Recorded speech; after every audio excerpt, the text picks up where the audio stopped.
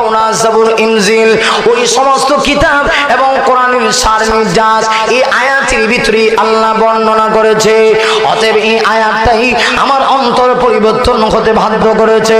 এই জন্য আমাকে কেউ দাওয়াত দিতে হয় নাই, আমি স্বেচ্ছায় কালেমা পড়ে মুসলমান হয়ে গেছি। তাহলে বোঝা যায় আল্লাহর কোরআনের আয়াত সমাজের ভিতরে শান্তি প্রতিষ্ঠা করে, কোরআনের তেলাওয়াত সমাজের ভিতরে শান্তি প্রতিষ্ঠা করে।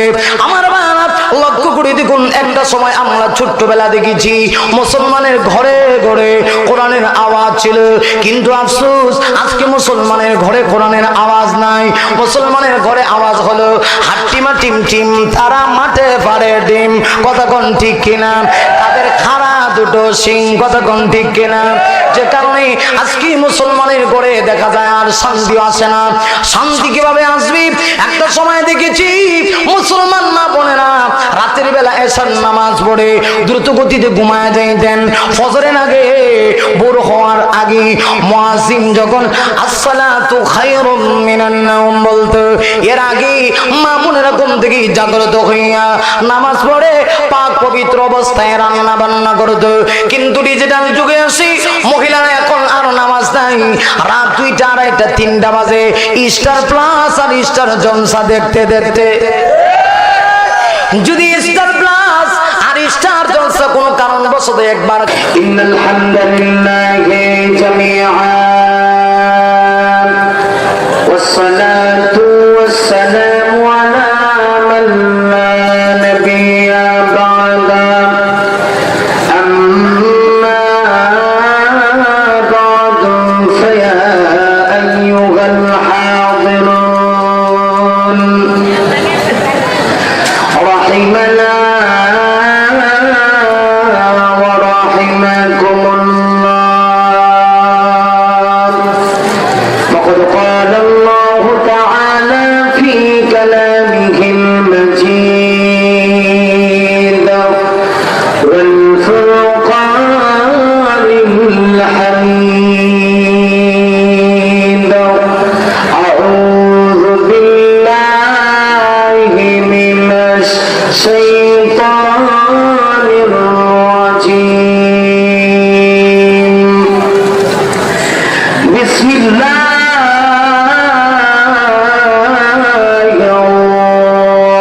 الرحمن الرحيم.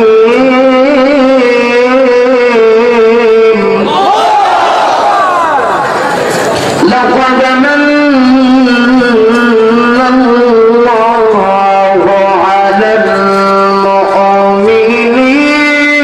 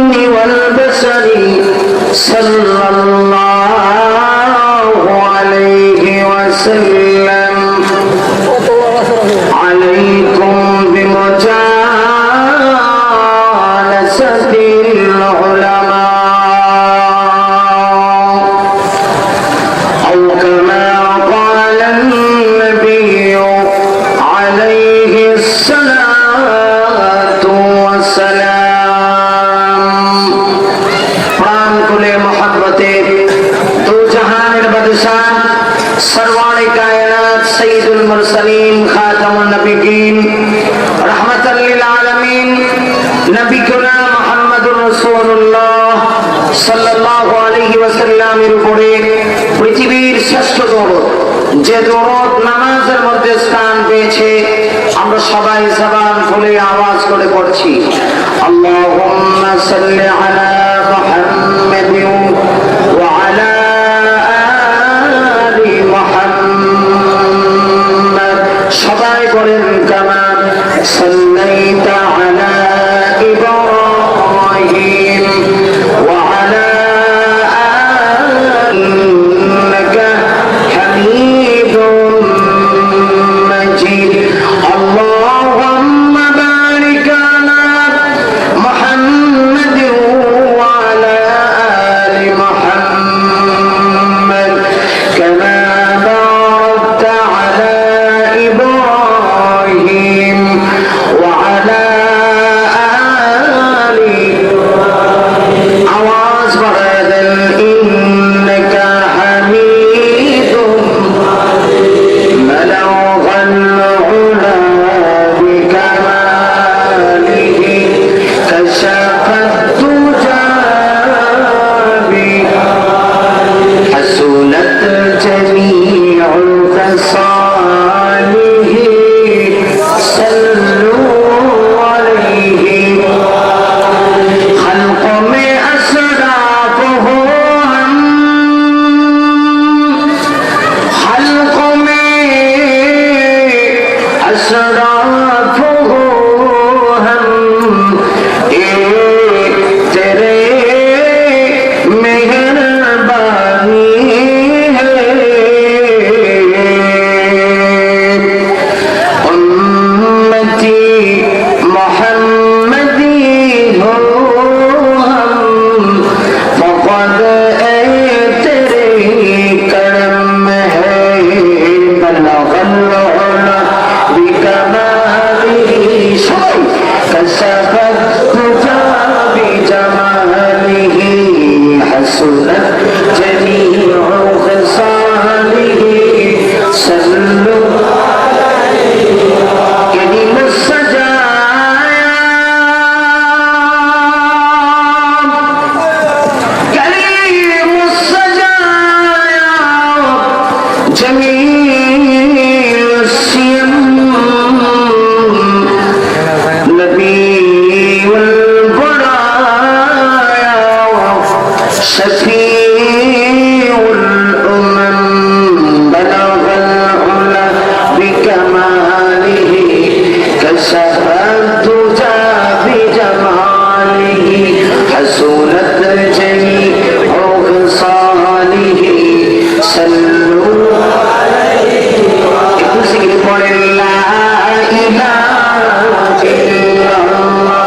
ভাইজান আওয়াজ করে লা ইলাহা ইল্লাল্লাহ। সবাই একসঙ্গে লা ইলাহা ইল্লাল্লাহ লা ইলাহা ইল্লাল্লাহ সুবহানাল্লাহ ওয়ালহামদুলিল্লাহ লা ইলাহা ইল্লাল্লাহ।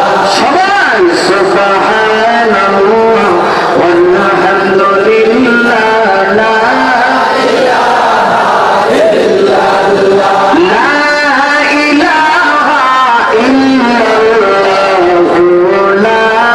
ইলাহা ইল্লাল্লাহ সুবহানাল্লাহ ওয়ালহামদুলিল্লাহ লা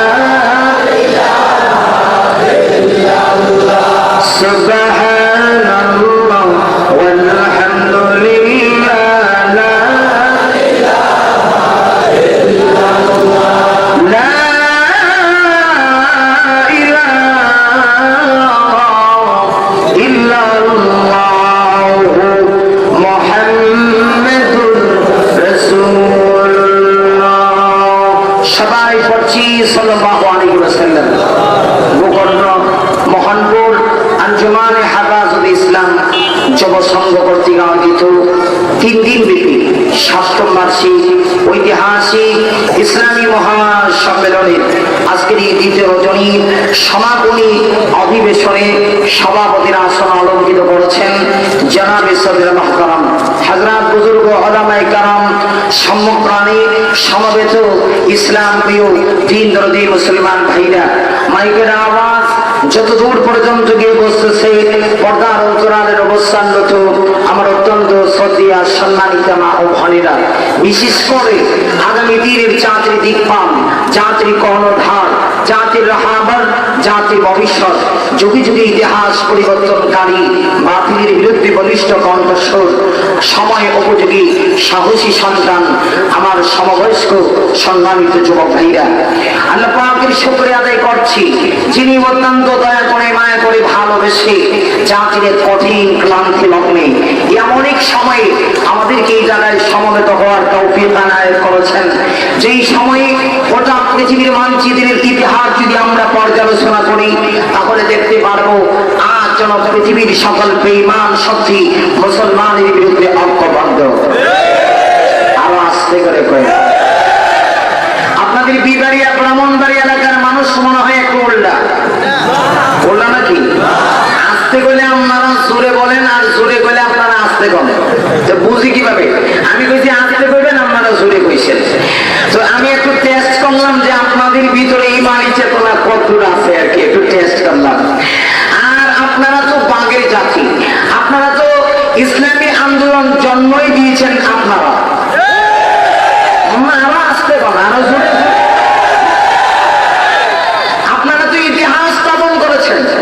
যখন এই বাংলার মুখে বাতিল শক্তি জেগে উঠেছে, তখনই ওই বাতিল শক্তির মোকাবেলায় সর্বপ্রথম নাস্তিক মতবাদ বিরোধী আন্দোলনে জেগে উঠেছে ব্রাহ্মণবাড়িয়া হক মঞ্চের ওলামায়ে কেরামেরা।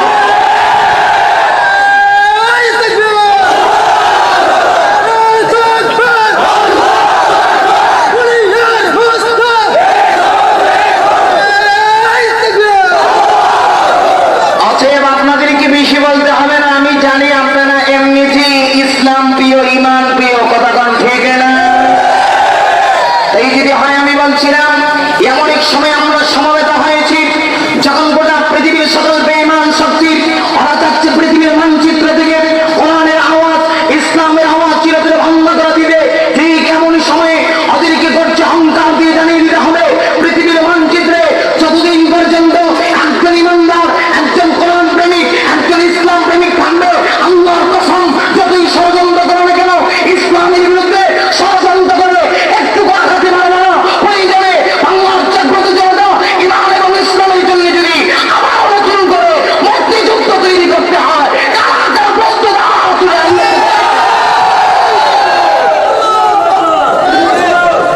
আল্লাহ কবুল করুক, সবাই বলে আমিন। আসুন, যখন গোটা পৃথিবীর সকল বাতিল শক্তি এক, এমন এক টাইমে মহান আল্লাহ কোরআন হাদিসের মাহফিলে আমাদেরকে আসার বসার তৌফিক দান করেছেন। এই জন্য হৃদয় অবনীত ছিদ্রের শ্রদ্ধাজনিত কণ্ঠে প্রাণ ভরে হৃদয়ের শব্দগুণ আমি এটার ভালোবাসা উজাড় করে দিয়ে আকাশ বাতাস মুখরিত করে উচ্চ কণ্ঠে সবাই একবার মালিকের দরবারে কালিমাতুশ শুকর পড়ছি, জবান খুলে আওয়াজ করে পড়ছি আলহামদুলিল্লাহ। আমি সরাসরি আপনাদেরকে কোরআন হাদিস থেকে আলোচনায় নিয়ে যেতে চাই। আমি তেলাওয়াত করেছি কালামে মাজিদ, পবিত্র কোরআনে কারীমের একটা সূরা, যে সূরার নাম সূরাতু আলে ইমরান। সূরাতু আলে ইমরান, সূরা আলে ইমরানের একটা প্রসিদ্ধ আয়াত কারীমা আপনাদের খেদমতে তেলাওয়াত করেছি। প্রিয় নবী বিশ্বনবী মুহাম্মদুর রাসূলুল্লাহ সাল্লাল্লাহু আলাইহি ওয়াসাল্লামের অগণিত অসংখ্য হাদিসের ভান্ডার থেকে ছোট্ট এখানে হাদিসও আপনাদের খেদমতে তেলাওয়াত করেছি। আল্লাহ যদি তৌফিক দান করেন, আলোচ্য আয়াত কারীমা এবং হাদিস খানাকে সামনে রেখে কিছু কথা ইখলাসের নিয়তে বলার চেষ্টা করব ইনশাআল্লাহ। তবে আমি আমার আলোচনায় চলে যাওয়ার আগে শুধুমাত্র আপনাদের কাছে দুইটা আবদার রাখতে চাই। একটা হলো, যতক্ষণ কথা বলবো আশা করি আপনারা সবাই আমার কথাগুলি বুঝতেছেন। একটু জবান বলেন, কথাগুলি বুঝতে অসুবিধা হয়? যদি কথাগুলি বুঝে থাকেন, আলোচনার ফাঁকে মাঝে মধ্যে যদি একটু হ্যাঁ না বলতে হয় কি কম রাজি আছেন তো নাকি নাকি আমাকে রেখে চলে যাবেন বাড়িতে? 2 নম্বর বিষয়টা হলো শুধু না বললে হবে না, সময়ের সুযোগে প্রয়োজনের প্রেক্ষাপটে এমন একটা অবস্থা যদি সৃষ্টি হয় মুসলমানের মতো গর্জিয়াস কণ্ঠে নারে তাকবীর আল্লাহু আকবারের আওয়াজ দিতে হয়, প্রস্তুত আছেন ইনশাআল্লাহ? আল্লাহ কবুল করুন, সবাই বলি আমিন। আমার ভাইরা আসুন, এইবার আর কথা না বলে আমি আপনাদেরকে সরাসরি আমার তেলাওয়াতকৃত আয়াত কারিমার দিকে নিয়ে যেতে চাই।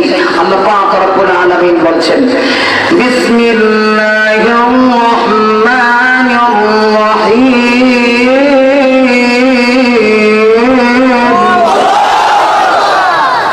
লাকাদ মান্না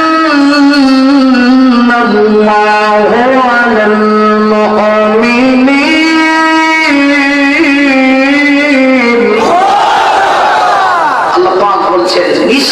নিশ্চয়ই দুইটা তাকি ওলামায়ে কেরাম আছে, নিশ্চিত বোধক শব্দ আল্লাহ 2 বার ব্যবহার করেছেন। আল্লাহ বলেন লাকাদ, নিশ্চয়ই, অবশ্যই আল্লাহ 2টা তাকিদ ব্যবহার করে বলেন মান্নাল্লাহু আলাল মুমিনিন, আমি আল্লাহ মুমিনদের উপরে ইহসান করেছি, দয়া করেছি। সুবহানাল্লাহ। আল্লাহ যে আমাদেরকে দয়া করেছেন এই কথাটা সত্য না মিথ্যা? এই পৃথিবীতে আমরা একমাত্র আল্লাহ পাকের দয়ার কারণেই পৃথিবীতে বেঁচে আছি। সমুদ্রের নিচে, সমুদ্রের তলদেশে মাছ যেরকম ভাবে পানিবিহীন একটা সেকেন্ডও বাঁচতে পারে না, ঠিক তদ্রুপ ভাবে আল্লাহর জমিনে আল্লাহ পাকের ইহসান ছাড়া আমাদের একটা সেকেন্ডও বাঁচার কোনো ক্ষমতা নাই। আল্লাহ তাআলা বলছেন, ও মুমিন, আমি আল্লাহ তোমাদের উপরে ইহসান করেছি, দয়া করেছি। দয়ার পন্থা কি? আল্লাহ এই আয়াত কারিমার 3য় অংশের ভিতরে বলছেন, ইদবাসা ফীহিম রাসূলা,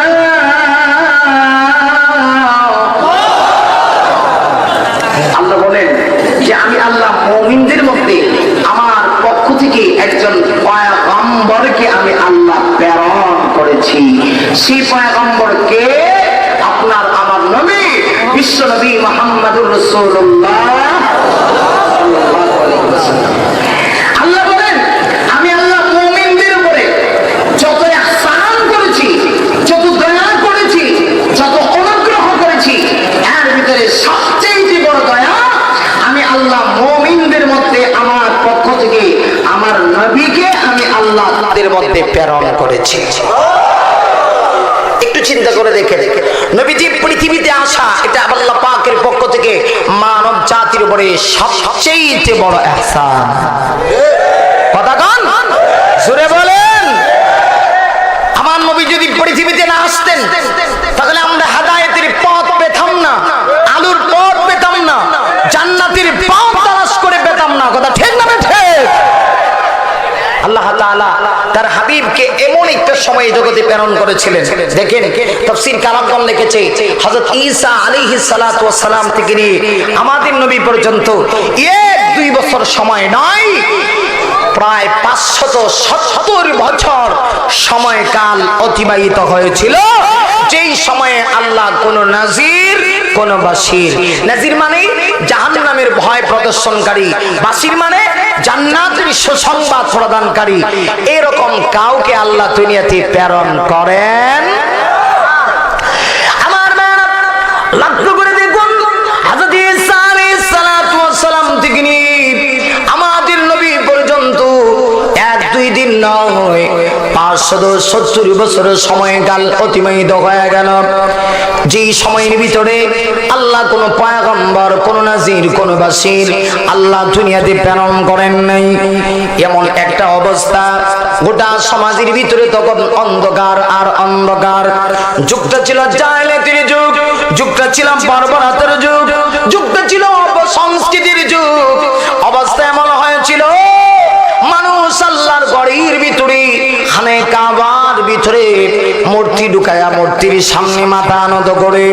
অথচ আমি জানতে চাই আল্লাহর ঘর, খানে কাবার মর্যাদা আমার আল্লাহর কাছে আছে কিনা নাই? আমার ভাইরা, এত বরকতি একটা ঘর যে গড়ের বৈশিষ্ট্য স্বয়ং আল্লাহ কোরআনের ভিতরে বলেছেন, বিসমিল্লাহির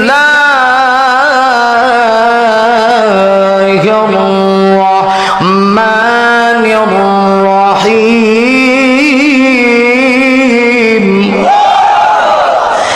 ইন্না আউওয়ালা বাইতিন উদিআ লিন-নাস।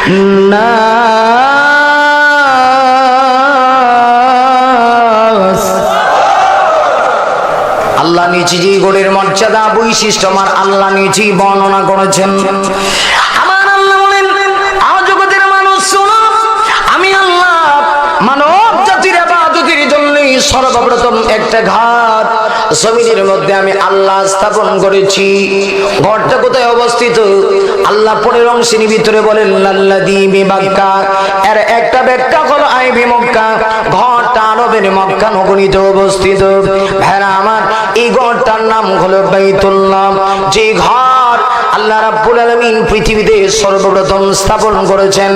এমনকি তাফসীর কালামগণ লিখেছে, আমার আল্লাহ ঠিক ওই ঘরের সোজা বরাবর 7 আসমানের উপরে আরেকটা ঘর আল্লাহ বানাইছেন ফেরেশতাদের তাওয়াফ করার জন্য। যে ঘরের নাম হলো বাইতুল মামুর। যে বাইতুল মামুর কিয়ামত পর্যন্ত একজন দুইজন ফেরেশতা না, দৈনন্দিন 70,000 ফেরেশতারা তাওয়াফ করবে।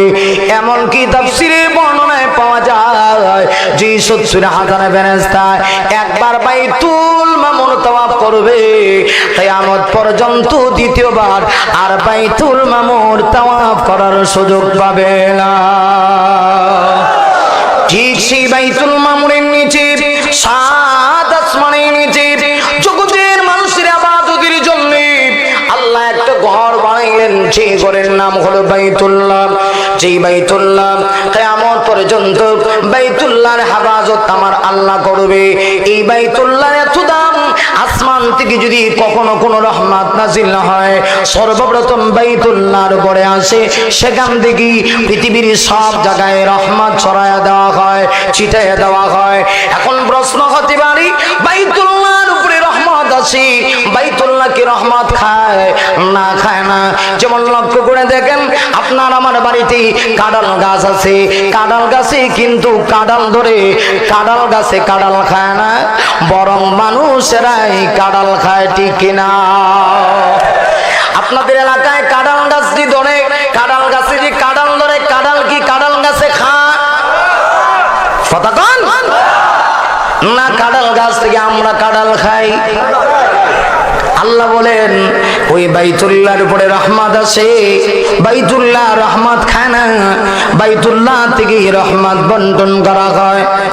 আমার মায়েরা, এত দামি একটা ঘর, এত পবিত্র একটা ঘর, যে ঘর আল্লাহ মানুষের ইবাদতের জন্য সর্বপ্রথম স্থাপন করেছে, ওই ঘরের ভিতরে বেঈমান কাফেররা মূর্তি ঢুকায় মূর্তির সামনে মাথা নত করে।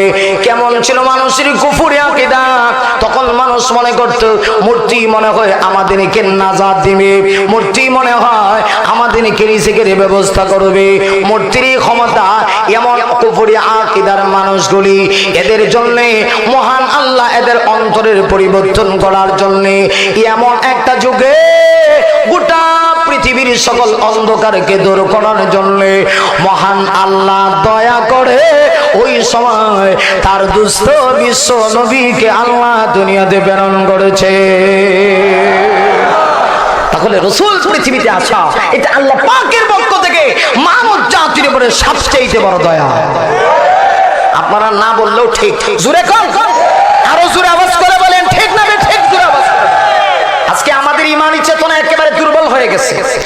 আজ আমরা বলছি নবী পৃথিবীর মানুষের জন্য রহমত, অথচ এই বাংলার জমিনেও সেই নবীকে নিয়ে কিছু নাস্তিক মুরতাদ কুলাঙ্গাররা কটূক্তি করে, কথা ঠিক কিনা?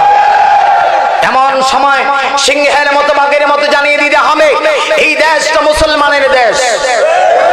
আপনারা ঠিক না বললেও ঠিক, জোরে কোন জোরে আওয়াজ করে বলেন। এই দেশটা ফখরে বাংলার আল্লামা তাজুল ইসলামের দেশ। এই দেশটা বাংলার জিন্দা আমার নাস্তিক মুরতাদির জাম হযরত মুফতি আমিনী রাহমাতুল্লাহ আলাইহির দেশ। এই দেশটা হযরত গহরপুরি হুজুর রাহমাতুল্লাহ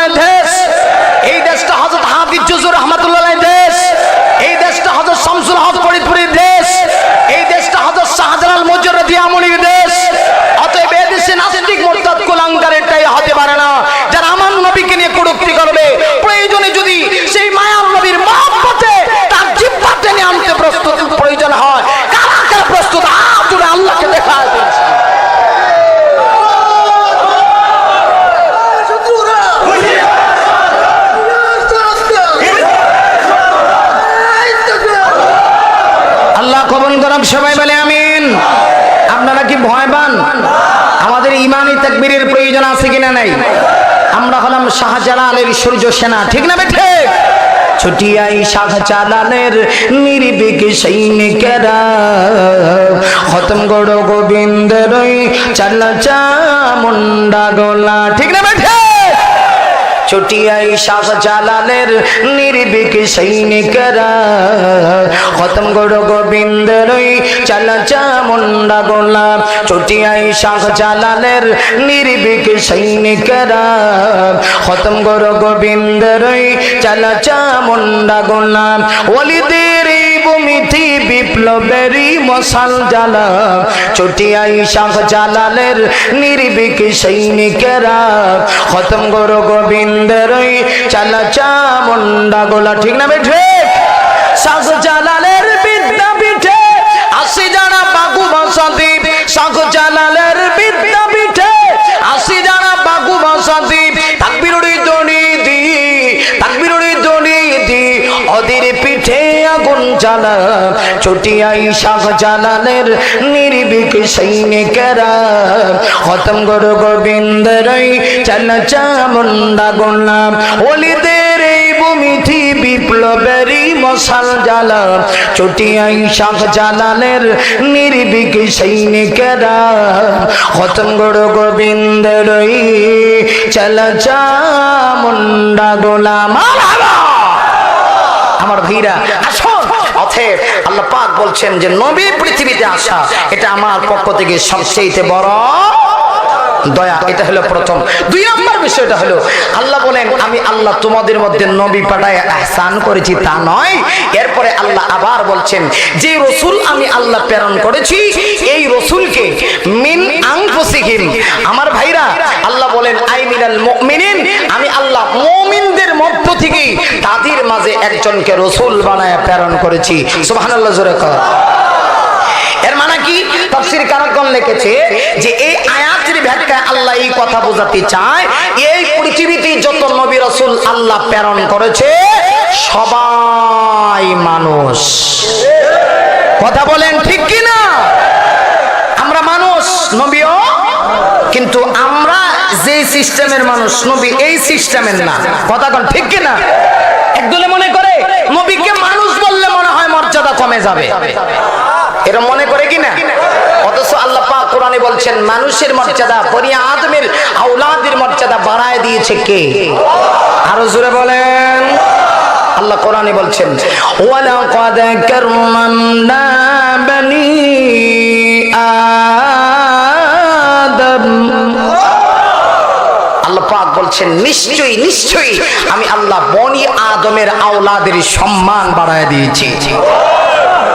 ওরা মনে করে মানুষ হইলে মনে হয় নবীর মর্যাদা, পয়গম্বরদের মর্যাদা কমে যাবে। একটু দৃষ্টান্ত দিয়ে বোঝাই। আপনাদের দেশে রেল লাইন আছে, এই বামনবাড়ি অঞ্চলে মনে রেল লাইন নাই। ইল্লা মাশাআল্লাহ পত্র পত্রিকা তালাশ করলে দেখা যায় বাংলাদেশের 2 জেলার মানুষ একটু বেশি রেল চড়ে, মানে ট্রেন চলে আর কি। আমার কথা বুঝেন তো নাকি? এর মধ্যে এক জেলা হইলো বিবাড়িয়া, আর এক জেলা ময়মনসিংহ। কথা কন না কেন?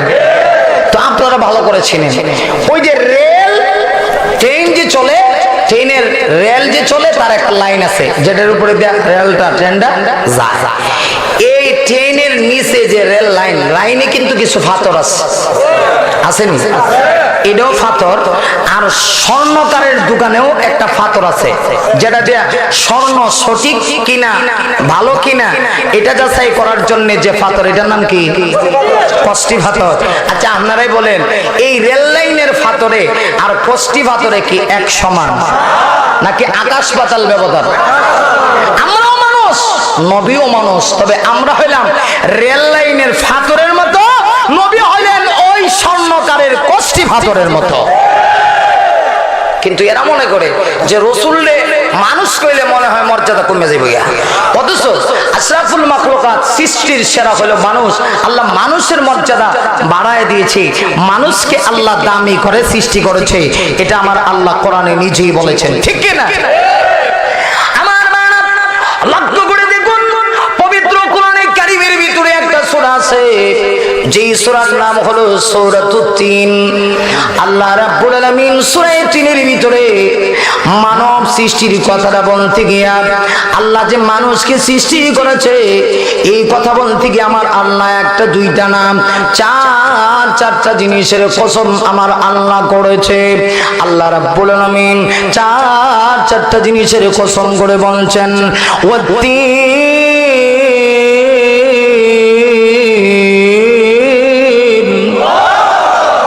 ওয়াযাইতুন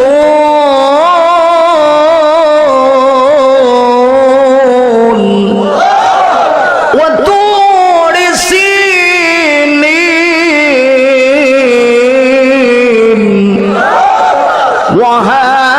ওয়াহাদাল বালাদিল আমিন। আল্লাহ চারটা জিনিসের কসম করেছেন। প্রথম নাম্বার তিনের কসম, জৈতুনের কসম। তিন নম্বরে আল্লাহ তুর পাহাড়, পবিত্র পাহাড়ের কসম।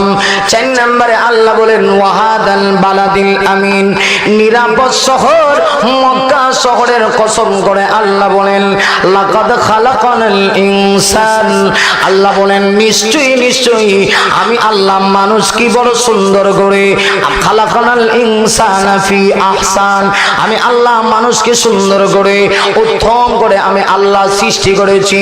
ও মানুষ লক্ষ্য করে দেখুন, আমাদের সমাজের ভিতরে একদল মানুষ আছে কোরআন হাদিস বুঝে না, শুধুমাত্র গজল গায়, এরা নবীর সম্মান বোঝে না। কিন্তু আমরা যদি বলি নবীরা মানুষ, ওরা মনে করে নবীর মর্যাদা কমে যায়। কিন্তু না রে না, মানুষের মর্যাদা আল্লাহর কাছে বড় বেশি।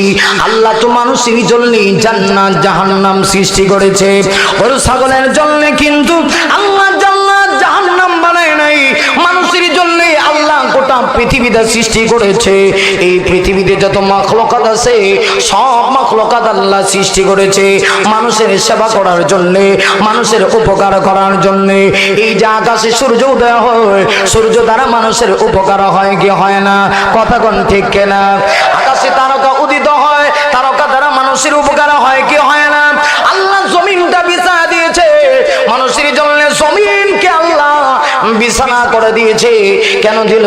মানুষের উপকারের জন্য। কিন্তু মানুষকে আল্লাহ বড় মহব্বত করে, মানুষের দাম বেশি, এই জন্য আল্লাহ মানুষকে একমাত্র তার গোলামির জন্য সৃষ্টি করেছে। অতএব মানুষ হইলে যদি মানুষের মর্যাদা না বুঝো, বুঝতে হবে তোমার মাথায় কিছু তার শিরা আছে। খালি লাফাও না, একদল তো খালি লাফায় আর মন চুইতে থাকে। কথা কন না, কথা কন, জুড়ে বলেন ঠিক না বেঠে? কিছু বন্ডবদ্ধ আছেন আমরা বাংলাদেশে, খুব বেশি লাফাইতে পারে। ওই মিয়া বেঙ্গে লাফায় ক্ষেতের মধ্যে, ক্ষেত কয়নি আপনার এলাকার নাকি? জমিন কি কয়? এক এক জায়গার এক এক ভাষা। ঢাকা গেলে দেখবেন বাপ এটা বলারে হালা। কারে বুঝাই দিয়ে আপনারা যদি বুঝেন না, কথা খান। বাপ এটা বলারে হালা দেয়, এটা ওর ভাষা। রাগ রাগ করেন না, সবাই রে হালা দেয়। শালাও দুলাবাই রে হালা, দুলাবাই শালা রে হালা, আবে হালা, দুলাবাই হালা, খানকে হালা, নাটকে হালা। এক এক জায়গার এক এক ভাষা। আর চিটাগাং যদি যান, ইল্লা মাশাআল্লাহ, চিটাগাঙ্গের ভাষা তো কদ্দুর বাংলা কদ্দুর ফার্সি। আমি গেছি ওয়াজ করবার লেগে, আমার একটা হুজুর, আমার একটা বর্দা গম আসেননি, বর্দা গম আসেননি। আচ্ছা আপনাদের এলাকায় যদি আয়াত হয় বর্দা গম আসেননি, আপনারা বলবেন ভাই আল্লাহর হস্তে মাপ চাই, আমাদের দেশে গম নাই আদাও নাই। কথা কোন ঠিক কি না? বর্দা গম আসেননি মানে বড় ভাই ভালো আসেননি। কথা কোন ঠিক কি না? ময়মনসিংহের ভাষা তো আরো মজা। ময়মনসিংহে ছিলেন কখনো? কি সুন্দর টান মারেও হুজুর আইসো। কথা কোন ঠিক কি না? আহা কত সুন্দর ভাষা। যাই হোক, আসলে আমি বলবো যারা রসুলকে মানুষ মানে না, মূলত এরা নিজেই মানুষ হতে পারে নাই। ঠিক কি না? মানুষের মর্যাদা আল্লাহর কাছে কম না বেশি? আল্লাহ পাক বলেছেন যে এই মানুষকে আমি বড় দামি করে বানাইছি, আমি মানুষকে বানাইছি জান্নাত যাওয়ার জন্য। এরপরেও কিছু মানুষ এমন আছে, মানুষ হওয়ার পরেও সে তার মানুষত্বকে কাজে লাগায় না লাগায় সে জাহান্নামে। আমার কথা না, কোরআনের কথা। আল্লাহ কোরআনে বলছেন, অসুবিধা হচ্ছে? আর কতক্ষণ চলবে কোন আপনারা বলেন? হ্যাঁ 2 ঘন্টা। ওরে মোর আল্লাহ, যাক আপনাদের নিয়ত ভালো। আপনারা না আমার রাখতে গেছিলেন গা, হাজার হাজার লোক আইলেন কেন লাগে? এইবার যান গা। আমার ভাইরা আসুন, আল্লাহ তাআলা আসলেই প্রমাণ বাংলাদেশের মানুষ কোরআন প্রেমিক। কথা কন, আর বাস্তব প্রমাণ। কেউ যদি বুঝতে পারে যে কোরআন হাদিস থেকে আলোচনা হয়, কোরআনটা সুন্দর করে তেলাওয়াত করা হয়, কোরআনে হাদিস থেকে সুন্দর করে বক্তা কথা বলতে পারে, আমগো বাংলাদেশের মানুষ গজল গাওয়ান লাগে না, এমনি ঘন্টার পর ঘন্টা বয়ে থাকে। আর যদি খালি গজল শুনে বুঝবেন ভিতরে সমস্যা আছে। কথা কন, ভিতরে সমস্যা আছে।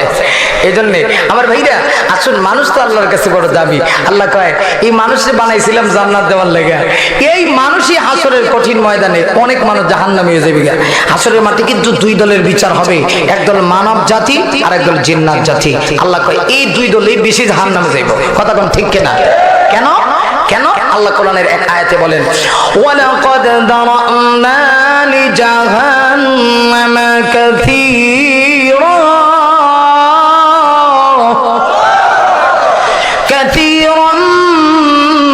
মিনাল জিন্নি ওয়াল ইনস।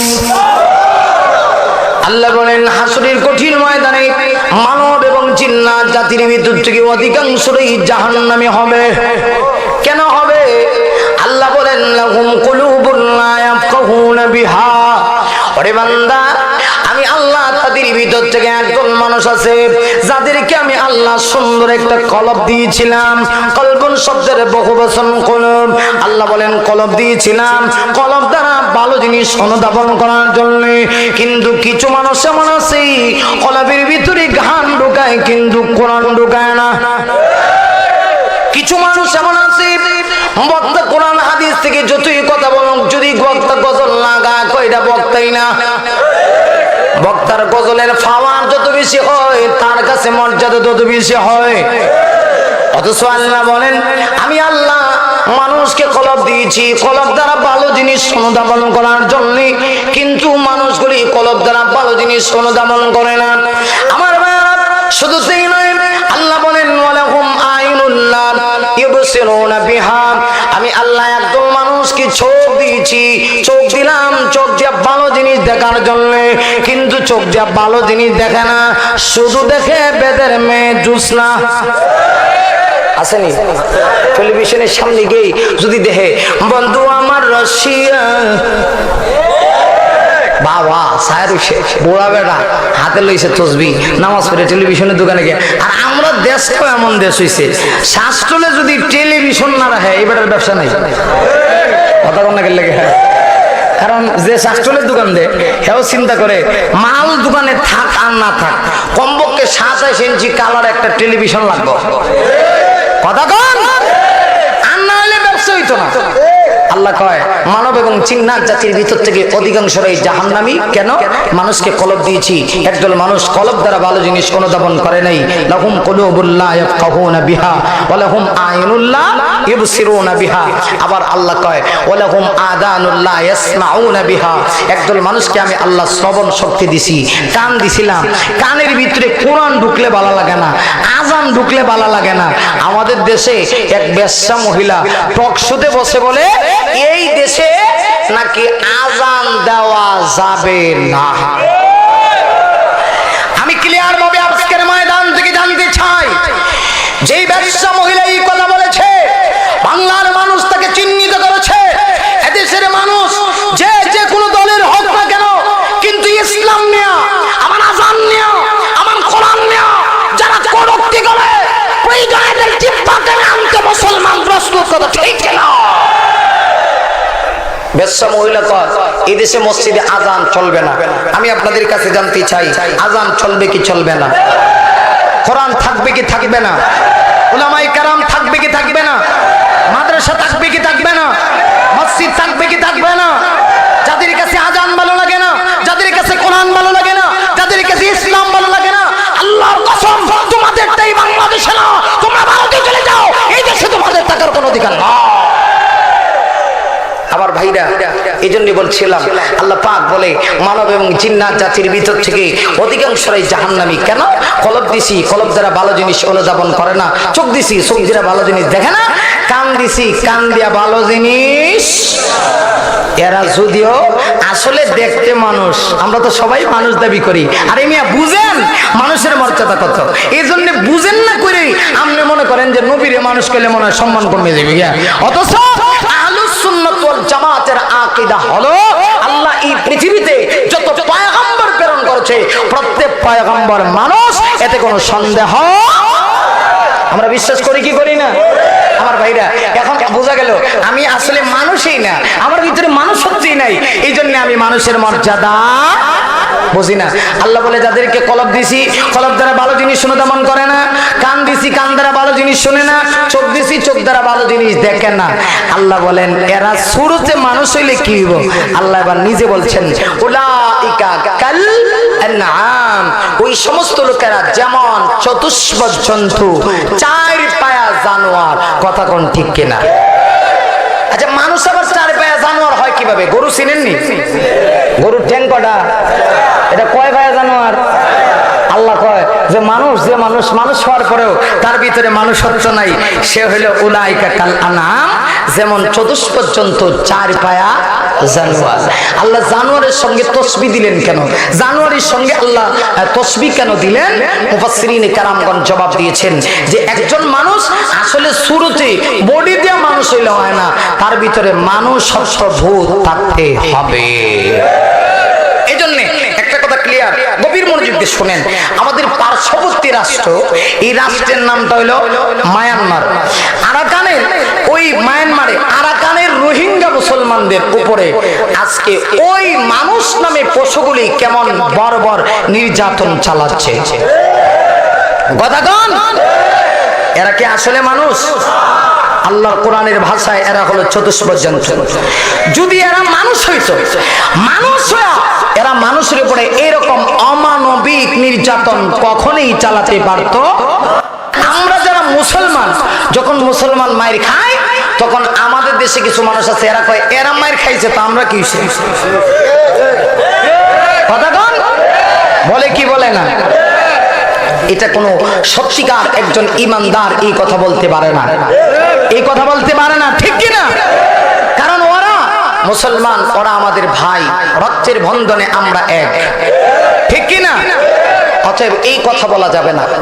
ওই মানুষ নামের পশুগুলি মায়ানমারের পৃথিবীর সবচেয়ে বড় সন্ত্রাসী মহিলা, যে নোবেল পেয়েছিল, নোবেল পুরস্কার পেয়েছিল, পরিষ্কার বলছি তার কাছ থেকে নোবেল পুরস্কার চিনে আনা দরকার এবং জাতিসংঘে তাকে ফাঁসির মঞ্চে জ্বলন্ত করা দরকার, কথা ঠিক কিনা?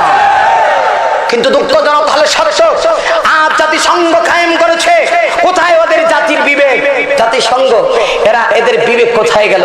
পৃথিবীর সব বড় বড় নেতা ফেতারা আজ যেন কাঁধে কাঁধ মিলিয়েছে, ওরা চাচ্ছে এক হয়ে যেন ইসলামের বাতিকে ফুৎকার দিয়ে নিভিয়ে দিতে, কিন্তু পারবি না রে বেঈমান, পারবি না রে মানব নামী পশুরা, পারবি না। আল্লাহ আজকে নয়, আজ থেকে 1450 বছর পূর্বে কোরআন যখন নাজিল করেছেন, তখন আমার আল্লাহ জানায় দিয়েছে রিদুনা লিয়াতিউ নূরাল্লাহি বিআফওয়াহিম ওয়াল্লাহু মুতিম্মু নূরিহি ওয়ালাউ কারিহাল কাফিরুন। আল্লাহ জানিয়ে দিয়েছে একদল ইসলাম বিধি শক্তি আছে, যাদের ইচ্ছা, যাদের কামনা, যাদের চাওয়া, ওরা চায় ইসলাম নামক বাতিটাকে ফুৎকার দিয়ে নিভিয়ে দিতে, কোরআনের আওয়াজটা ফুৎকার দিয়ে নিভিয়ে দিতে। কিন্তু এই বাতির সুইচ আমাদের হাতে নয়, সরাসরি লৌহে মাহফুজে আল্লাহর কুদরতি হাতে। অতএব যতই ষড়যন্ত্র করো না কেন, কোরআনের আওয়াজ বন্ধ করবে না। ওরা মনে করেছে মানুষ নামী পশুরা, মায়ানমারের অনশন সূচিরা মনে করেছে মানে একজন মুসলমান হত্যা করলেই আমাদের মিশন বাস্তবায়ন হবে। আল্লাহর কসম না, ইতিহাস এমন প্রমাণ করে একজন মুসলমান হত্যা করবা, সেই আরাকানের রোহিঙ্গাতে আল্লাহ 40 জন মর্দে মুজাহিদ তৈরি করে দিবে। সময় এসেছে আজ কাঁধে কাঁধ মিলিয়ে মুসলমানের পক্ষে জিহাদ করার। আমার ভাইরা, এই জন্য বলছিলাম আজকে আমাদের সমাজে একদল আছে জিহাদের কথা, এই যে মুসলমানেরা মার খাইতেছে, মানব নামী পশুরা মুসলমানদেরকে যেভাবে হত্যা করছে, আমার মনে হয় আজকে ওই আরবের জাহেলিয়াতের যুগকে পর্যন্ত ওরা হার মানাইছে। আজ যদি আবু জাহেল উতবা সাহেবা থাকতো, ওরাও সামনে ওদের চোখ জোড়ায় নিত। ওই তো এই জাতি এরকম নিকৃষ্ট জাতি আর দেখছে না। মানুষকে এইভাবে মারতে পারে। একটা মেয়েকে দর্শন করে দর্শনের সেঞ্চুরি পূরণ করে আবার মেয়েটার দেহ কেটে টুকরো করে আবার জীবন্ত অবস্থায় ওই মেয়েটাকে আগুনের মধ্যে ছুড়ে মারে। এটা তো কোনো মানুষের কাজ হতে পারে না, এটা অমানুষের কাজ। এদের চাইতে সন্ত্রাসী জাতি পৃথিবীতে আর কেউ হতে পারে না। এই জন্য ওরা জাতিসংঘ কায়েম করেছে। ওরা 2 দিন পর জাতিসংঘ কায়েম করে। ওরা আসলে জাতিসংঘ কায়েম করছে না, এরা মুসলিম নিধন সংঘ কায়েম করেছে। এটা আসলে জাতিসংঘ না, এটা ইহুদি নাসারার সংঘ। অতএব আজকের ময়দান থেকে আমি উদাত্তভাবে আহ্বান করব, মুসলমান আজ ঝগড়াঝাটির সময় নয়। সবাই কাঁধে কাঁধ মিলাও আর ওদেরকে জানিয়ে দাও, একজন মুসলমানের উপরে যদি আবার তোমরা হাত তুলে তাকাবা, প্রয়োজনে তোমাদের হাত টুকরো করতে কারা প্রস্তুত? হাত তুলে আল্লাহকে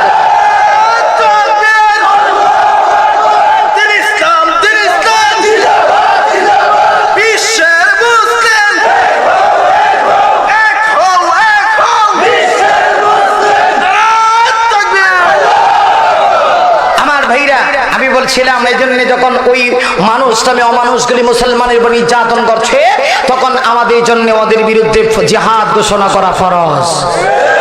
আর আসতে কন এখন একদল মৌলবীর এতক্ষণ ভালো লাগছে জিহাদের কথা কইছে, মৌলবী সন্ত্রাসী। ঠিক কিনা? আপনারা ঠিক না কইলেও ঠিক, জুড়ে কান। তবে এই মৌলবীর এখন আর ভালো লাগে না। মৌলবী জিহাদের কথা কইলেই সে, এটা মৌলবী না, এটা জঙ্গিবাদী কথা কন। অথচ আমি আপনাদের কাছে জানতে চাই, জিহাদ এই বিধান যে ফরজ, এটা আমি নির্ধারণ করেছি না আল্লাহ। কোরআন শরীফ এখানে নেই? কোথায় কোরআন শরীফ? কই কোরআন শরীফ? আচ্ছা যাক, নেই। আমি বলি সমস্ত কোরআন তালাশ করে দেখে মন গড়া কথা বলছি না, কথাগুলি রেকর্ড করেন এবং আমার ডান দিকে বাম দিকে চেহারা দিকে আমি বুঝতেছি উনি বহুত বড় আল্লাহ বলা কথা কোন, ঠিক কিনা? অনেক বড় আলেম। ভুল বললে হুজুর আমার জিহ্বা ধরে টান মারবো। আল্লাহ কোরআন শরীফে একটা দুইটা আয়াত নয়, জিহাদ এবং কিতাল সম্পর্কে আল্লাহ কোরআনে 282টা আয়াত নাজিল করেছেন। যদি কেউ বলে জিহাদ মানে সন্ত্রাস, জিহাদ মানে জঙ্গিবাদী, জিহাদ অধ্যায়টা মানি না, আল্লাহর বিধান মানি না, আমি আজকে ফতোয়া দিয়ে যাচ্ছি, আপনার ঈমানকে আবার নতুন করে নবায়ন করতে হবে। আল্লাহর কসম, একজন ব্যক্তি যদি কোরআনের সব আয়াত মানে, একটা আয়াত মানে না, সে ঈমানদার নয়, সে বেঈমান। অতএব আপনি জিহাদ মানেন না, তার মানে আপনার ঈমান নাই। আল্লাহ কোরআনে একটা দুইটা আয়াত না, 282টা আয়াত নাযিল করেছেন। কিন্তু জিহাদ বিষয়টা আসলে আমরা বুঝি না। জিহাদ বিষয়টা না বোঝার কারণেই আমাদের এই মোর কথা। জিহাদ আর সন্ত্রাস কখনোই এক নয়। আমি বলছি উলামায়ে কেরাম আছেন, জিহাদ এসেছে সন্ত্রাসীকে আল্লাহর জমিন থেকে দূর করার জন্য। আর জিহাদু ইয়ানি সহি করে না, কোশিশ করে না। জিহাদ শব্দের অর্থ হলো চেষ্টা করা, প্রচেষ্টা করা। আল্লাহর জমিনে আল্লাহর বিধান কায়েম করার নামই হলো জিহাদ করা, ঠিক কিনা? অতএব জিহাদ অস্বীকার করা যাবে না। জিহাদ আর সন্ত্রাস কখনোই এক হতে পারে না, ঠিক কিনা? আজ জেগে উঠতে হবে, সিংহের মতো গর্জন দিতে হবে, নাস্তিক মুরতাদ গুলিকে জানিয়ে দিতে হবে, আমার মুসলমান মায়েদের দর্শন বন্ধ করো। আল্লাহ এমন একদিন আসবে যেদিন গোটা পৃথিবীর 200 কোটি মুসলমান এক হয়ে তোমাদের সঙ্গে জিহাদের ঘোষণা দিবে। আল্লাহর কসম, সেই দিন মাটির নিচে পলায়ন করা ছাড়া তোমাদের কোনো উপায় থাকবে না, কথা ঠিক কিনা? আমার ভাইরা আসুন, এই জন্য বলছিলাম আজকে মানুষ আমি কিছু অমানুষ জন্ম নিয়েছি পৃথিবীর মানচিত্রে। আমরা সত্যিকার মানুষ হতে চাই, কারণ মানুষের মর্যাদা আল্লাহর কাছে কম না বেশি? আমার ভাইরা এই জন্য লক্ষ্য করে দেখুন, আমার আল্লাহ বলেন জগতের মানুষেরা আমি আল্লাহ তোমাদের উপরে দয়া করেছি। কিভাবে দয়া করলাম? আল্লাহ বলেন লাকাদ মান্নাল্লাহু আলাল মুমিনিনা ইদ বাআসা ফীহিম রাসূলা।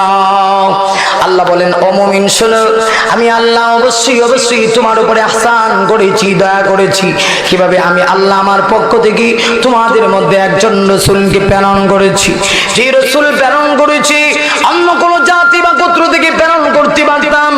রাসূল যদি জিন জাতির মধ্য থেকে হতেন, রাসূল যদি নূরের তৈরি হতেন, তাইলে তিনি আমাদের চাহিদা কখনোই বুঝতেন না, ঠিক কিনা? যেমন দৃষ্টান্ত দেই, নামাজের টাইম দৈনন্দিন 5 ওয়াক্ত নামাজ পড়া ফরজ না নফল? সবাই বলতে হবে ফরজ না নফল। কেউ কিছু মানুষ খালি উঠে লেগে ভাব শুরু তো বেশি ভালো না, শেষ করে লাম শেষ করে নিতাম নি। খুব গভীর মনোযোগ দিয়ে কথাগুলি শুনেন। আমার অভ্যাস হলো শ্রোতা যতক্ষণ পর্যন্ত কথা শুনে আমিও মনোযোগ দিয়ে শ্রোতার সঙ্গে কথা বলি। যখন থেকে শ্রোতা একটু বিক্ষিপ্ত এলোমেলো ভাব তখন আর আলোচনা লম্বা করি না। আলহামদুলিল্লাহ, আল্লাহ তাআলা আজকের এই মাহফিলকে কবুল করেছেন, তার বাস্তব প্রমাণ। মানে আজকের এই মাহফিল লোকারণ্য হয়ে গেছে। এই মাহফিলটা ব্রাহ্মণবাড়িয়ার নাসিরনগর থানার ইতিহাসে একটা শ্রেষ্ঠ মাহফিল হয়ে থাকবে। এটা আপনারা চান কি চান না? এই মাহফিলকে টিকানোর জন্য প্রয়োজন আপনাদেরকে রক্ত দিতে হবে। কথা কান এই যুবক ভাইরা, ভূখণ্ড মহান কোরআন জুমানে হেফাজতে ইসলাম যুব সংঘের ভাইরা, এদের ভিতরে যে কি চেতনা, কি জাগ্রত বোধ আমি এই এলাকায় এসে বুঝতে পেরেছি। আমাকে অনেকে বলছে হুজুর আয়েন না, এখানের পরিবেশ বেশি একটা ভালো না, অনেক কিছুই বলছে। তো আমি ভাবছিলাম না যাবো, এরা যেহেতু দাওয়াত দিছে, যোগাযোগ ভালো করে রেখেছে, আলহামদুলিল্লাহ মাশাআল্লাহ। এসে আমার প্রাণ ভরে গেল যুবকদের এই চেতনা দেখে, যুবকদের এই চাহিদা দেখে, যুবকদের এই আবেগ থেকে আমার মন ভরে গেল এবং আমার বিশ্বাস হয়ে গেছে একটা যুব সমাজ যেদিকে যায় পুরা জাতি ওই দিকে যায়। যুব সমাজ যদি ভালো হয় পুরা সমাজটাই ভালো হয়। যুব সমাজ যদি কোরআন প্রিয় হয় পুরা সমাজটাই কোরআন প্রিয় হয়। অতএব ভূখণ্ড হেফাজতে ইসলামের যুব সংঘের ভাইরা, তাদেরকে ওয়াদা করতে হবে শুধুমাত্র এই বছর ঘুরে ঘুরে মাহফিলের টাইম আসলে 3 দিন ব্যাপী তাফসীরুল কোরআন মাহফিল নয়, যখনই কোনো বাতিল ইসলামের বিরুদ্ধে কথা বলবে তখনই সেখানে গর্জে অহংকার দিয়ে বাতিলের সঙ্গে মোকাবেলা করতে হবে, ঠিক না? এর একটা আদর্শবান যুবক। বন্ধুগণ আসুন, আমি কোন কথায় ছিলাম স্মরণ আছে আপনাদের? হ্যাঁ, কোন কথায় ছিলাম? হ্যাঁ আমার ভাইরা লক্ষ্য করে দেখেন, আল্লাহ তাআলা তার নবীকে যদি মানব জাতির ভিতর থেকে প্রেরণ না করে জিন জাতি অথবা আল্লাহ যদি নূর থেকে সৃষ্টি করতেন, সমস্যাটা কোথা থেকে হতো এইটা বলতেছিলাম, তাই তো? দৃষ্টান্ত স্বরূপ বোঝাই, নামাজ দৈনন্দিন 5 ওয়াক্ত ইমানদারের উপরে ফরজ, ঠিক কি না? এই যে 5 ওয়াক্ত নামাজের টাইমে আপনি নামাজ পড়বেন। রাসূল যদি মানুষদের ভিতর থেকে না হইতে নামাজের টাইমে কোনো একটা লোকের ভীষণ পেটে ক্ষুধা, সে সারাদিন মাঠে কাজ করেছে, পরিশ্রম করেছে, নামাজের টাইমে ক্ষুধা লেগে গেছে, এমন ক্ষুধা উলামায়ে কেরাম ফতোয়া দিছে যে এমন ফেরে ক্ষুধা লাগছে এখন নামাজে হারাইলে খালি কই মাছ দেখে। কথা কয় না যে আসেনি তার বউ কই মাছ রান্না করছে, কারণ নামাজে খাইলে কই মাছ তার চোখের সামনে বাজতেছে, কারণ পেটে ভীষণ ক্ষুধা। রাসূল যদি মানুষদের ভিতর থেকে না হতেন তাহলে ওই সময় ওই মুমিনের বেলা কই নামাজ আগে খাওয়ার নাই। কথা কোন ঠিক কি না? রাসূল মানুষ বুঝতে পেরেছেন, সেজন্য শরীয়তের মাসআলা বের হয়ে এসেছে। নবীজি বলেছেন এমন যদি হয়েই যায় আগে খাবার খাও, ঠিক কি না? ছায়া নামাজ পড়ো। এইজন্য রাসূল যদি মানুষদের ভিতর থেকে না হতেন তাহলে কত সমস্যা হইতো। কথা কোন ঠিক কি না? আবুল তাবুল বক্তব্য দিয়া আজ আমাদেরকে বোঝাচ্ছে। একটা আছে না, এক বক্তা তো আছে দেখবেন হে নিজেও নাচে শ্রোতাও নাচে। কথা কোন বোঝা যায় নাচানাচির ঠেলায় মদিনার সব ভিসা ওরাই পাইছে। কথা কোন ঠিক কিনা? মদিনার সব ভিসা ওরাই পাইছে। আমরা মনে হয় মদিনার ভিসা আর পাসপোর্ট আমাদের কপালে নসিব হবে না। চিহ্নিত করতে হবে ওই সমস্ত বক্তাদেরকে, সারাই করতে হবে যারা আজগুবি কাল্পনিক কথা বলে মানুষের ঈমান নষ্ট করতেছে, ঠিক কিনা? আপনারা এখন ইউটিউব ইন্টারনেটের যুগ, কত বক্তা আলহামদুলিল্লাহ আমাদের হকপন্থী অনেক ওলামায়ে কেরাম বের হয়েছে, যাদেরকে আল্লাহ কণ্ঠ দিয়েছে, ইলমও দিয়েছে। অতএব আপনি বয়ান শুনতে গিয়ে একটু চিন্তা করতে হবে আমি কার কথাগুলি শুনতেছি, সে কি আমাকে কুফরি আকীদার দিকে দাবিত করছে কিনা, আমার ঈমান হারা করছে কিনা, সেই দিকে অবশ্যই আমাকে নজর রাখতে হবে, ঠিক কিনা?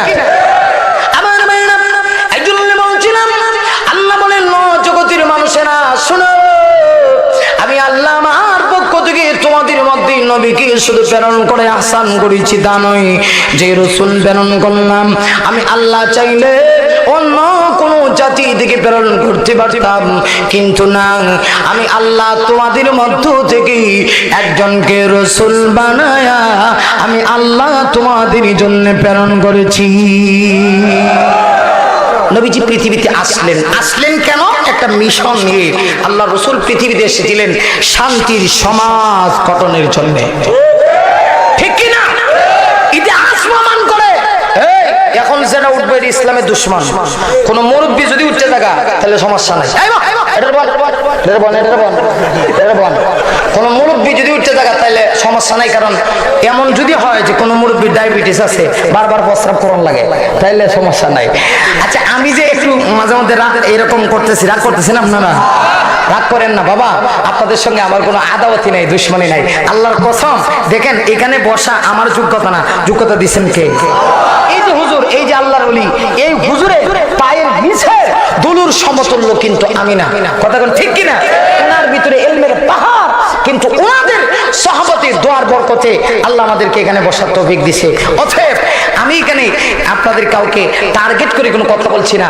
বড় কষ্ট হয় কোরআনের মাহফিলে যখন একটু বিক্ষিপ্ত ভাব দেখি, তখন কষ্ট হয়। আলহামদুলিল্লাহ, আপনারা অনেক ভালো, অনেক ভালো, আপনারা সচেতন জনগণ। কারণ ব্রাহ্মণবাড়িয়া তো ওলামায়ে কেরামের দেশ, ঠিক কিনা? আমার ভাইরা দেখুন, রাসূল পৃথিবীতে আসলেন শান্তির সমাজ গঠনের জন্য। ইতিহাস প্রমাণ করে আল্লাহর রাসূল পৃথিবীতে আসার পরে এমন একটা সমাজ নবীজি কায়েম করেছেন। রাসূলের জবান থেকে, পাক জবান থেকে বের হয়েছে খায়রুল কুরুনি কারনি। প্রত্যেক জুমাবারে সানি খুতবায় কিন্তু ইমাম সাহেব এই হাদিসটা পড়েন, আল্লাহর রাসূলের পাক জবান থেকে বের হয়েছে আমার যুগটাই হলো সর্বকালের সর্বশ্রেষ্ঠ যুগ।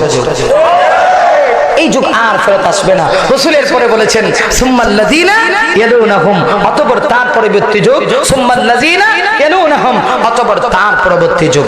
আমার ভাইরা, এই যে একটা গোটা সমাজ রাসূল পরিবর্তন করলেন কিভাবে? আল্লাহ রাসূলকে প্রেরণ করে চারটা থিওরি বাতায় দিলেন, চারটা প্রেসক্রিপশন, চারটা মূলনীতি আল্লাহ দিয়েছেন। মূলনীতিগুলি কি আল্লাহ পরের অংশে বলছেন, বলবো? সবাই শুনবেন। আমরা সবাই সমাজের ভিতরে শান্তি চাই কি চাই না? চাই না? কেডা কেডা একটু হাত ওঠান। ও দেখেন, একটু টেস্ট করতে হবে। মাশাআল্লাহ, আপনারা খুব সচেতন জনগণ, সবাই বুঝতে আছেন। আমরা সবাই শান্তির সমাজ চাই, ঠিক কি না? কৃষক শান্তি চায়, শ্রমিক শান্তি চায়, আলেম শান্তি চায়, সাধারণ মানুষ শান্তি চায়, শিক্ষিত শান্তি চায়। কিন্তু শান্তি আসে কিভাবে? আমরা যদি শান্তির জন্য মিছিল করতে করতে করতে শান্তিগঞ্জে চলে যাই, আল্লাহর কসম শান্তি আসবে না। আমার লক্ষ্য করে দেখুন, মহান আল্লাহ তার নবীকে পৃথিবীতে প্রেরণ করলেন মানব জাতিকে আসান করে। নবীজি পৃথিবীতে আসলেন শান্তির সমাজ গঠন করার জন্য। শান্তির সমাজটা নবীজি কিভাবে গঠন করলেন?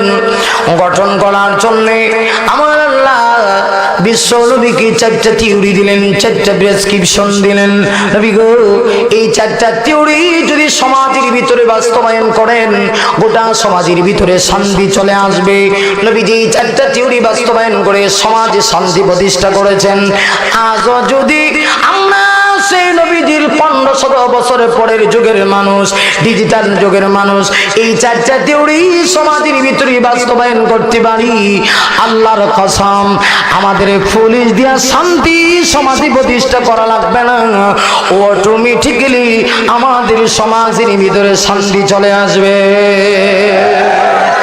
পুলিশ শান্তি দিব কিভাবে? পুলিশের শান্তি দেওয়ার কোনো ক্ষমতা নাই। এই জন্য দেখবেন আমাদের দেশে অনেক মানুষ সমাজের মানুষকে শান্তি দেওয়ার জন্য সুর ধরে না। বুঝেন না মনে হয় আমার কথা? সুর ধরে না, সুর ধরে লয়ে যায়। হ্যাঁ, সুরে ধরে লয়ে গেছে যাতে সুরে চুরি বন্ধ করে সমাজের মানুষ একটু আরামে থাকতে পারে। কিন্তু অবস্থা এরকম, যেই সুরে পুলিশে ধরে লয়ে যায়, এইটারেই আবার রাত্রেবেলা সুরে, এই সুরে আবার পুলিশে বাড়াতাড়ি করে। কথা কন? পরবর্তীতে সমাজে শান্তি কতটুকু? সুর ধরে লয়ে গেছে, সুরে চুরি থেকে বাঁচাবে লয়ে গেছে কই? থানা। এটা যখন থানা নিয়ে রাখছে জেলও, 40 দিন অথবা 2 মাস জেলও থাকিয়া, এইটার জেলের ভাত খাইয়া জেলের বয় ভীতি আর তার ভিতরে নাই। আরো জেলে ঢুকিয়া সরকারি ভাত খায়, এটার ফেটটা আরো আড়াই তুষা হইছে।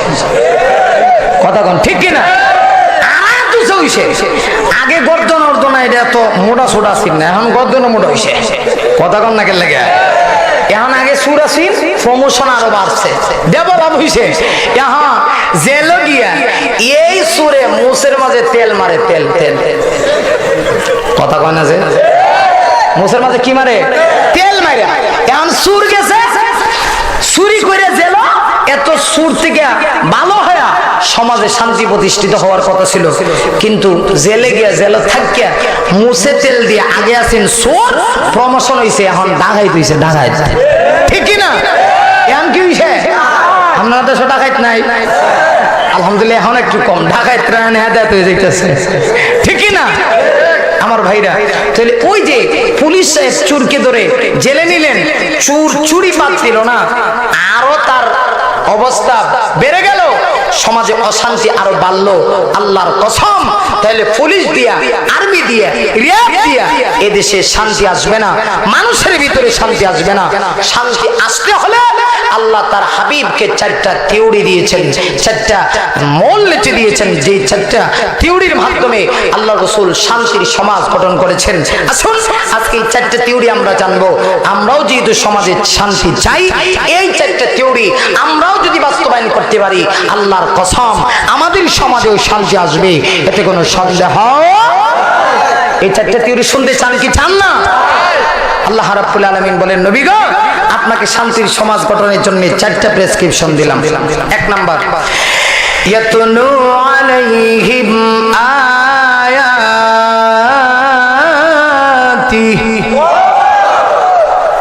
আল্লাহ প্রথম নাম্বার থিওরি দিলেন, ও নবী, আপনাকে প্রথম নাম্বার দায়িত্ব দিলাম, সমাজের মানুষগুলির সামনে আমার তেলাওয়াত, আমার কোরআনের আয়াতগুলি আপনি তেলাওয়াত করে শোনাবেন। জোরে বলুন সুবহানাল্লাহ। এটা ছিল পয়গম্বরদের একটা দায়িত্ব, পয়গম্বরদের একটা কাজ, আল্লাহর আসমানি কিতাব তেলাওয়াত করে উম্মতদেরকে শোনানো। কারণ কোরআন এমন একটা কিতাব, এমন একটা কিতাব, যে কোরআন, সেই কিতাবের তেলাওয়াত শুনে ইতিহাস প্রমাণ করে লাখো মানুষ কালমা পড়ে মুসলমান হয়েছে। এই জন্য দেখবেন এই পৃথিবীতে এমন কোন ঘটনা নাই যে মিস্টার কারি আমিরউদ্দিন সাহেবের গান শুনে কেউ মুসলমান হয়েছে। কথা কন, আমিরউদ্দিনের নাম মনে হয় আপনারা শুনছেন না? কথা কন না, কেন লাগা? হে যে কত যুক্তি দিয়ে গান গাও, আর তার গান শুনে আমাদের দেশে একজন লোক আছে, আরে আমগো থানা বাজার ইমাম সাহেব কি জানে? ঠিক কিনা? আছে কিনা? নাই? কত যুক্তি দিয়া গান গায়। মেসা বিসমিল্লাহ জাননি, বিসমিল্লাতে কয়টা মিম, কয় জাত রঙের ফানি। ঠিক নেই? আর কিছু মুরব্বী লোক আছে মাথা লড়া আর জোরে কোন, ঠিক কিনা? মাথা লড়া আর ঠিক হই, এবারে যা কইছে সব ঠিক, ঠিক কিনা? এমনকি আমার এক লোক, হুজুর আপনারা যতই এলেম কালাম যতই থাকুক, কোরআন হাদিস দিয়ে যতই বয়ান করেন, কারি সাহেবের ইলমের কাছে যাইতেন। আমি জিজ্ঞেস করলাম কেন?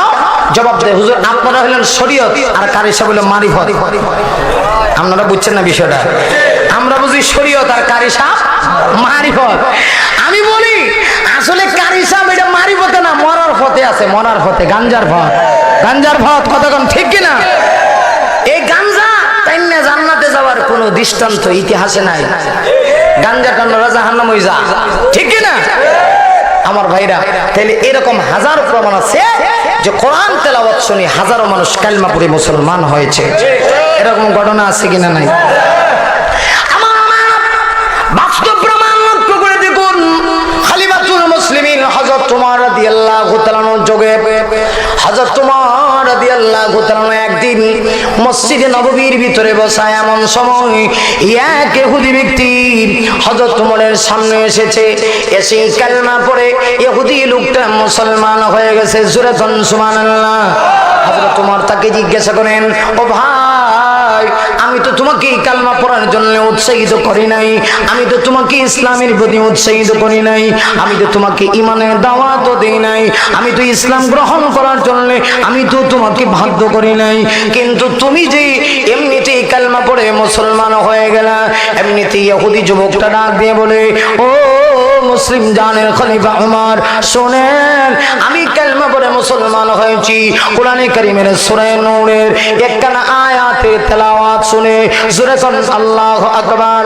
কোন আয়াতের তেলাওয়াত শুনি, কোন আয়াতের তেলাওয়াত শুনি শুনে তুমি কালেমা পড়ে মুসলমান হয়েছো। ইহুদি ব্যক্তিরা বলে সূরা নূরের এই আয়াতটা আমি শুনেছি, আমি একজন কয়েদি ছিলাম, জেলের ভিতরে ছিলাম, আমার সঙ্গে আরেকজন কয়েদি জেলের ভিতরে বন্দী ছিল, ওই লোকটা মুসলমান ছিল, তাকে আল্লাহ সুমধুর কণ্ঠ দান করেছে, মিষ্টি ভাষায় জেলের ভিতরে বসে বসে কোরআনের এই আয়াতটা তেলাওয়াত করতো। বিসমিল্লাহির রহমানির রহিম ওয়া মান ইউতি'ইল্লাহ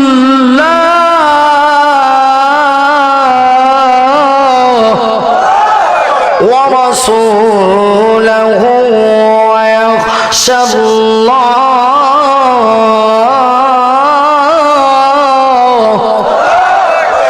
ويتقه فأولئك هم الفائزون।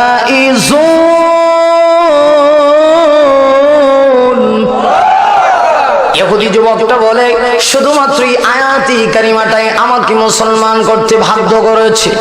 এই আয়াতটা শোনা মাত্রই আমার অন্তরটা মোমের মতো নরম হয়ে গেছে।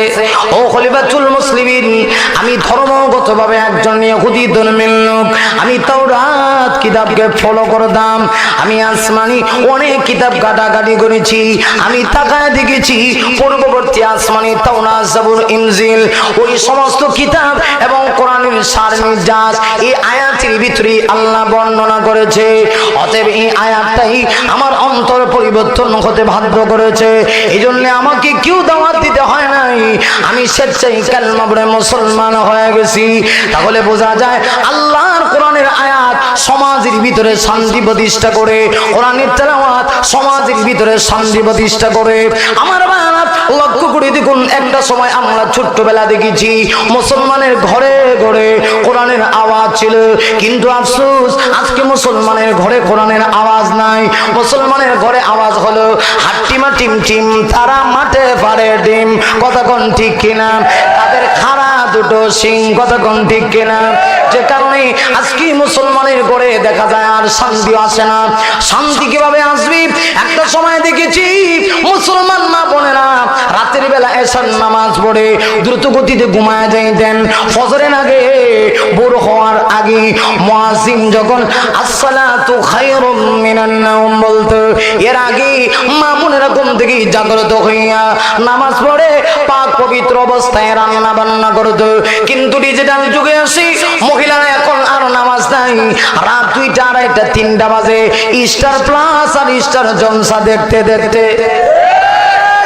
যদি স্টার প্লাস আর স্টার জলসা কোনো কারণবশত একবার কাজা হয়ে যায়, রাতের বেলা না দেখতে পারে, ইহুদির বাচ্চারা এমন সিস্টেম করেছে সকাল বেলা আবার চালু করে দেয়। এই জন্য কোন মা বোন যদি একবার স্টার প্লাস স্টার জলসা দেখতে মনে যায়, সকাল বেলা আবার কাজা করে। এই কারণে ও মা বোনেরা, আমাদের সমাজে শান্তি নাই। শান্তি আসে থেকে শান্তির থিওরি আমরা গ্রহণ করি না। আল্লাহ এই পৃথিবীতে যত নবী রাসূল প্রেরণ করেছে, প্রত্যেক নবীকে আমার আল্লাহ এই দায়িত্ব দিয়েছিল আসমানি কিতাব তেলাওয়াত করে শোনানো। আল্লাহ ডাক দিয়ে বলে, নবী গো, শান্তি যদি প্রতিষ্ঠা করতে হয় আপনাকে 4টা থিওরি দিলাম গো নবী। 1 নাম্বার, সমাজের মানুষগুলির সামনে আমার কোরআন থেকে বেশি বেশি করে তেলাওয়াত করবেন, কারণ কোরআনে এমন অ্যাকশন হয় হাজার কাফের অন্তরে কুফরি আকীদা ছিল, নবীজির তেলাওয়াত শুনে কালেমা পড়ে মুসলমান হয়েছে। আমার ভাইরা, এটা রেখে দিলাম শান্তির সমাজ গঠন করার 4টা থিওরি। 1 নাম্বার, কোরআনের তেলাওয়াত সমাজে বেশি বেশি করে করতে হবে। 2 নম্বরে আল্লাহ বলেন শুধু তাই নয়, ওই যাকিহিম, ও নবী মানুষগুলির আত্মশুদ্ধি করতে হবে, তাজকিয়া নফস, আত্মা ঠিক করতে হবে। আত্মা যদি ভালো হয় গোটা দেহটাই ভালো হয়ে যাবে। লক্ষ্য করে দেখুন আমার আল্লাহ পবিত্র কোরআনে কারীমের ভিতরে নিজে এই মর্মে বলেছেন, কাদ আফলাহা মান তাযাক্কা।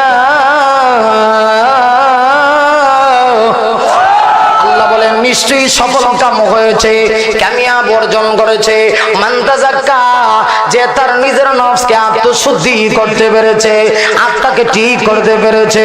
লক্ষ্য করে দেখুন মানবদের ভিতরে আল্লাহ 3.5 হাত বডির ভিতরে ভিতরে একটা সবচেয়ে সম্মানিত সবচেয়ে গুরুত্বপূর্ণ আল্লাহ যে নিয়ামত দিয়েছে, নিয়ামতটার নাম হলো মানুষের কলব।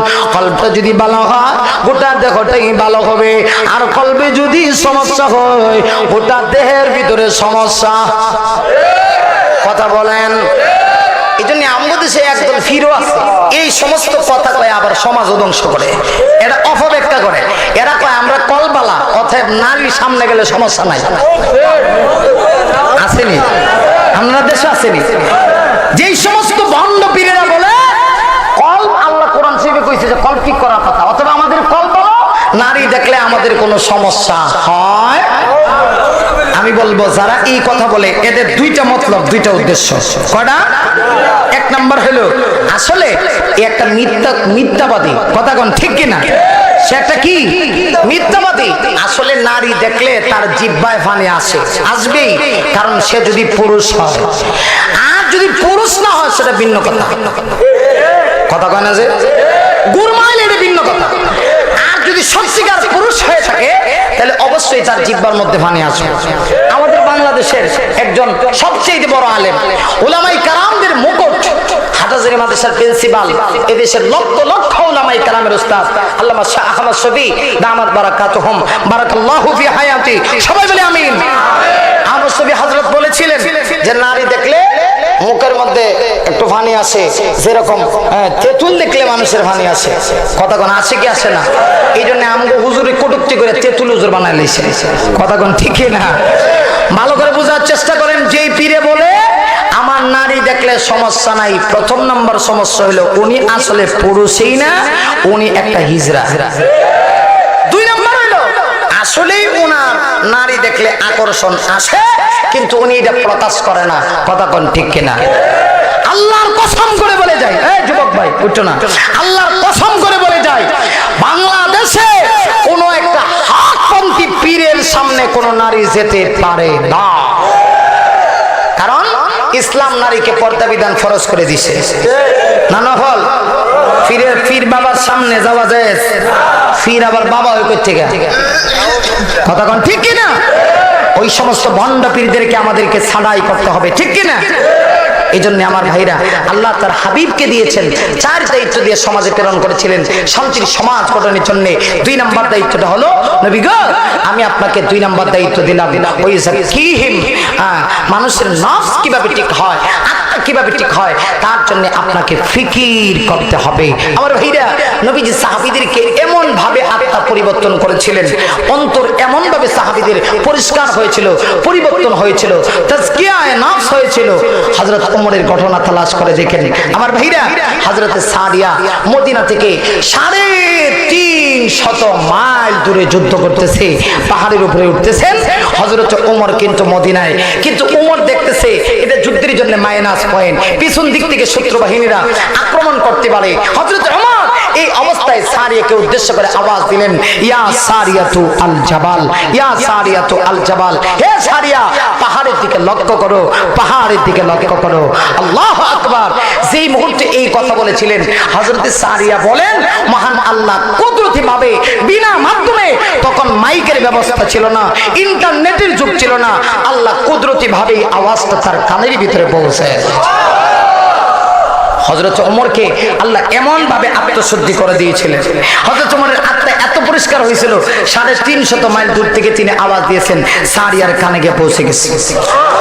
আমার মায়েরা, যুদ্ধ শেষ হয়ে গেল, হযরত সারিয়া মদিনার দিকে আসতেছেন।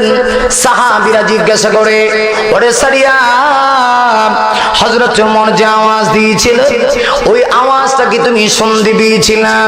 হযরত সারিয়া তখন বলে, আল্লাহর কসম, হযরত ওমর যদি তখন এই আওয়াজটা না দিত, আমি সহ আমার বাহিনীর সবাই কাফেরদের সামনে পরাজিত হওয়া ছাড়া কোনো ব্যবস্থা ছিল না। ভাইরা আমার, লক্ষ্য করে দেখুন, এই জন্য মানুষের নফস এটা বহুত বড় জিনিস। আল্লাহ রাব্বুল আলামিন নবীকে শান্তির সমাজ গঠনের জন্য চারটা থিওরি দিলেন। 2 নাম্বার ওই যাকিহিম, নবী গো মানুষের আত্মশুদ্ধি কিভাবে হয়, আত্মা কিভাবে ঠিক হয়, এর জন্য আপনাকে ফিকিরি করতে হবে, এর জন্য আপনাকে চিন্তা করতে হবে। এই জন্য আত্মা ঠিক করার জন্য হয়তোবা আমরা দাওয়াতে তাবলীগের কাজে যেতে পারি, আর না হয় হকপন্থী আল্লাহওয়ালা কোন পীরের সহবতেও যেতে পারি, ঠিক কিনা? হকপন্থী কোন পীরের সহবতেও আমরা যেতে পারি। কি ওলি? ওলি কারা?